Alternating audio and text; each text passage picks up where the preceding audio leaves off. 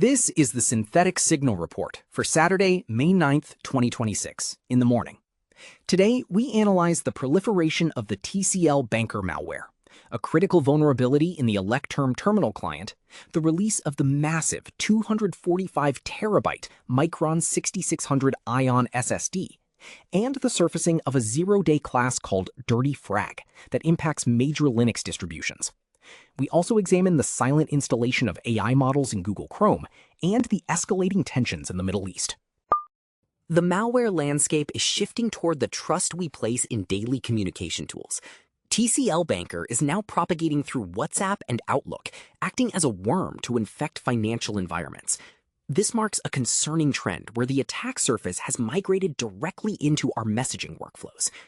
Simultaneously, the Linux kernel is facing a new class of logic bugs dubbed Dirty Frag. Discovered by researcher Hyun-Woo Kim, this vulnerability allows for local privilege escalation to root on major Linux distributions by chaining specific memory write flaws. This effectively extends the lineage of past bugs like Dirty Pipe and Copy Fail. Systems administrators should prioritize auditing kernel versions as exploitation details emerge. Two significant vulnerabilities have reached critical status this week. First, the Electerm terminal client is vulnerable to arbitrary local code execution, affecting versions from 3.0.6 to 3.8.15. This allows attackers to trigger malicious actions via deep links or crafted shortcuts. Second, Netgate pfSense version 2.8.0 is facing critical code execution risks in its XML RPC API, though the vendor disputes the severity, noting the feature is intended for administrative use. These findings underscore the need to sanitize administrative interfaces and harden terminal client configurations. Micron has launched the 6600 Ion, a 245 terabyte solid-state drive. Designed for AI infrastructure and cloud hyperscalers, this drive aims to drastically reduce rack density requirements for data centers dealing with massive training sets. In the consumer space, the battle for efficiency continues. The Intel Arc Pro B70 GPU is seeing successful testing in AI workloads. While optimized for professional AI and rendering, its 32 gigabytes of video RAM allow it to outperform standard consumer cards in specific tasks, like large language model token generation. A significant privacy development emerged regarding Google Chrome's background behavior. Privacy researchers discovered that Chrome has been silently installing a 4 gigabyte artificial intelligence model on user devices without explicit consent.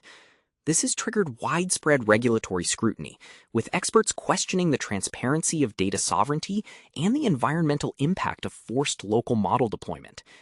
This incident highlights the growing friction between browser-based utility and user control.